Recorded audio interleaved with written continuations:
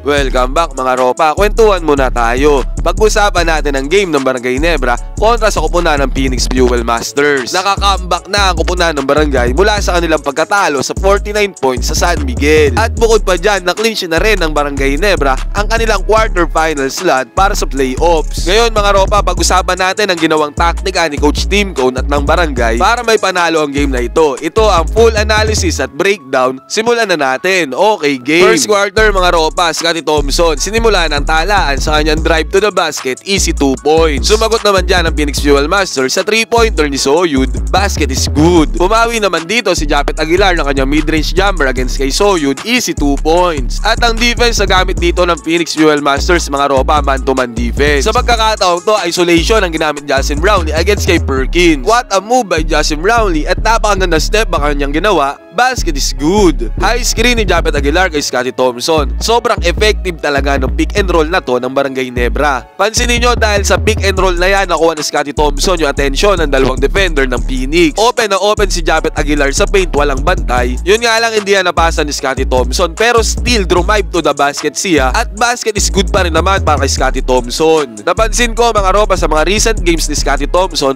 sobrang aggressive niya sa pag-atake sa paint para sa kupunan ng Barangay. Napansin nyo din ba to mga ropa? Bumawi naman ang 3-pointer ang import na si Francis. Panis ang depensa dyan ni Justin Brownlee at naka 2-pointer na layup pa si Tyler Tio. Dahil nga man-to-man defense ang gamit ng Phoenix, sa senaryo na ito, isolation ang ginamit ni Japet Aguilar against kay Soyud. Dahil dyan, easy 2 points para kay Japet Aguilar. Humigit 5 minuto pa natitira sa first quarter mga ropa, napansin ko na nag-zone defense ang Barangay Nebra. From man-to-man defense, nagpalit sila ng zone. Pero sa zone na to, si Justin Brownlee ang nasa ilalim. Dahil zone defense ang gamit ng Barangay dito, may naiwan sa 3-pointer na open. Basket is good yan para sa Phoenix. Next play mga ropa, pinasahan si Justin Brownlee sa mid-range. Nag-send ng help dyan ang Phoenix Fuel Masters at ang gandang cut naman ang ginawa ni Scottie Thompson dito. Na-open siya dyan dahil sa help na pinadala ng Phoenix Fuel Masters. Walang bumantay sa kanya at agaran niya na-anticipate ni JB32 kaya pinasa na sa kanya yung bola. Easy 2 points para kay Scottie, no problem. Ito mga ropa, pansinin nyo, Justin Brownlee nandun ulit sa ilalim. Pero dito nakakuha ng 2 points si Perkins. At sumunod dyan, penetration ni Maverick Amnesty sa depensa ng Phoenix.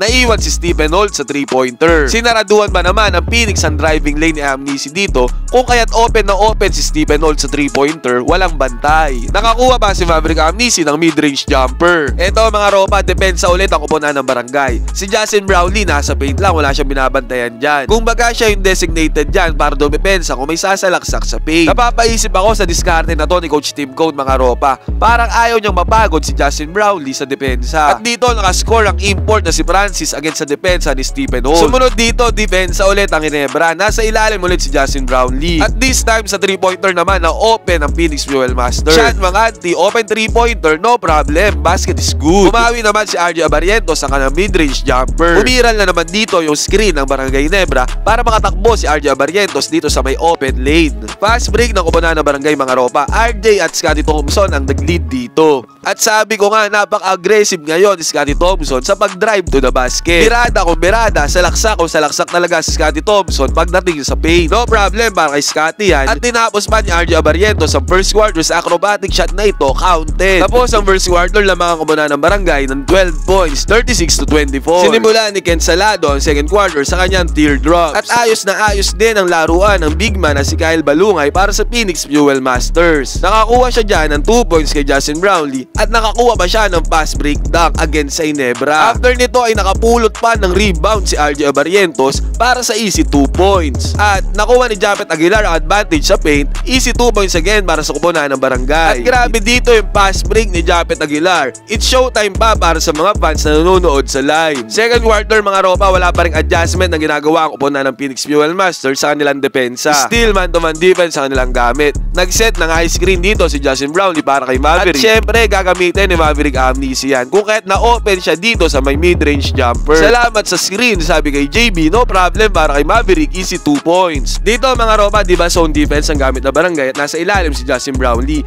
Nag-adjust si Coach Tim Cone at nag-man-to-man defense siya. Napansin siguro ni Coach Tim Cone na hindi masyadong effective yung kanyang ginawang depensa kung kahit bumalik siya sa man-to-man defense. Pero dito sa senaryo na to, nakascore pa rin si Perkins para sa Phoenix Fuel Master. Nakakuha naman ng clean up dyan sa tinitira ni Maverick Amnesia si Japet Aguilar. Easy 2 points. Actually, good defense naman ang piniplay dito ng Barangay Nebra. Yun nga lang talagang mga shooters din itong player ng Phoenix Fuel Masters. Lalo na itong si Perkins at si Sean Manganti. Basket is good dito para kay Perkins. Ginebra naman mga ropa, pinasa ang bola kay Justin Brownlee. Dahil malaking threat ito si Justin Brownlee sa mid-range, kung kaya talagang napapaisip ang Phoenix dyan na mag-help sa kanya. Pero sa simpleng interaction na to ng Phoenix kay Justin Brownlee na dalawa sila dito, ang bilis ang reaction time ni JB32 at ni Scottie Thompson para sa pasang ito. Basic give and go lamang ang ginawa ni Justin Brownlee dito kay Scottie Thompson. Easy 2 points na para kay Scottie. At sabi nga na matatanda, pag may tiyaga, may adobo. Ito ang ginawa dito ni Kyle Balungay sa kanyang putback 2 points. Ito mga ropa, analyze natin tong possession na to ng Barangay. Si Scottie Thompson, Stephen Holt at Justin Brownlee lang ang tignan natin. Dito akmang po-post move or a-attack ay si Scottie Thompson. Kaya yung bantay dito ni Stephen Holt, in-anticipate yung balak gawin ni Scottie Thompson. At nakita agad yan ni Justin Brownlee at ni Stephen Holt. Kaya si Justin Brownlee pumeso na dito para umiscreen at si Stephen Holt pumeso na rin sa 3-pointer. Pansinin nyo mga ropa, kahit hindi nagko-communicate o nag-uusap tong tatlong players na ito, pero alam na alam nila yung gagawin or yung mangyayari. Kaya pinasa na ni Scottie Thompson dyan yung bola kay Stephen Holt. Open na yan.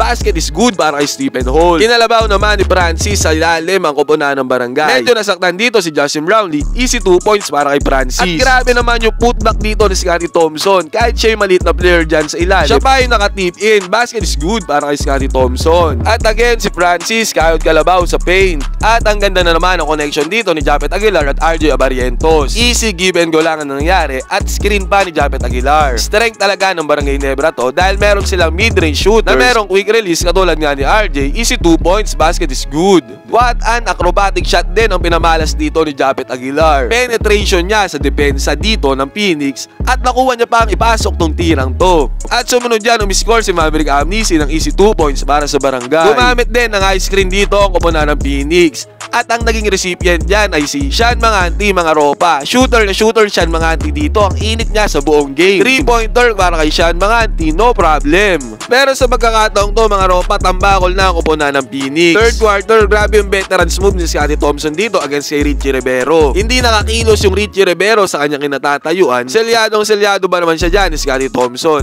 At pagkabasa kay Scottie Thompson ng bola, easing 2 points na lang, basket is good. Sa kabila naman, Perkins minama ang depensa dito ni Japet Aguilar. Basket is good para kay Perkins. Possession ng Barangay mga ropa, screen set by Japet Aguilar. Pagka-screen ni Japet dyan, roll siya. Pwede sanang ipasa ni Justin Brownlee yan. Pero tinira niya na lang, basket is good pa rin naman. Pass break, parang nag-practice lang itong si Maverick Amnesia at si Justin Brownlee ng kanilang drill. Easy 2 points para sa Barangay. At nag-set ng screen si Scottie Thompson para sa open 3-pointer ni RJ Abarientos. No problem yan para kay RJ. Next possession, si Justin Brownlee naman na nag-set ng screen para kay RJ.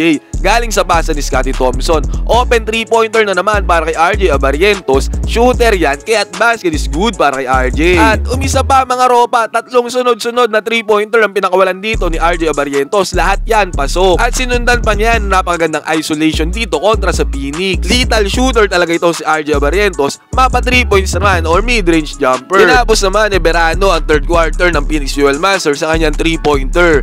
90-72 ang score ng talaan.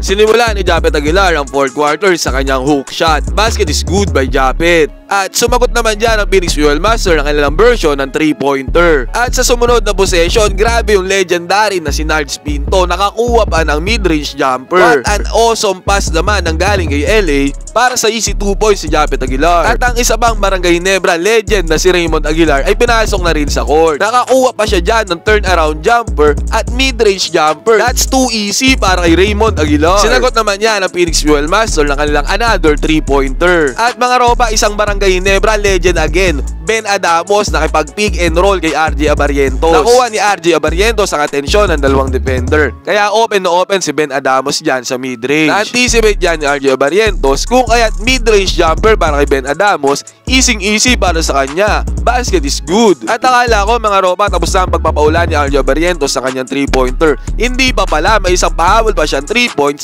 Basket is good. At si Larry Muyang din bago matapos ang game, pumukol pa ng isang 3-pointer. 2-pointer. At dito sa uling play mga ropa, mintes ang tira ng Barangay Nebra. Pero buti na lang nandun ang legend na si Raymond Aguilar. Pagka-rebound niya dyan, what a pick pa ang ginawa ni Aguilar para sa kanyang basket is good. Easy 2 points. At kung hindi dahil dun sa tira na yon ni Raymond Aguilar, hindi magiging 112-96 ang score. Panalo ko po na ng Barangay Nebra, naka-clinch pa sila ng quarterfinal spot. Ngayon mga ropa, ano masasabi nyo sa performance na ito ng Barangay Nebra? Nakaka-comeback sila mula sa pagkatalo ng San Miguel Beermen. Pwede kayo mag-comment dyan sa baba, magkwentuhan tayo.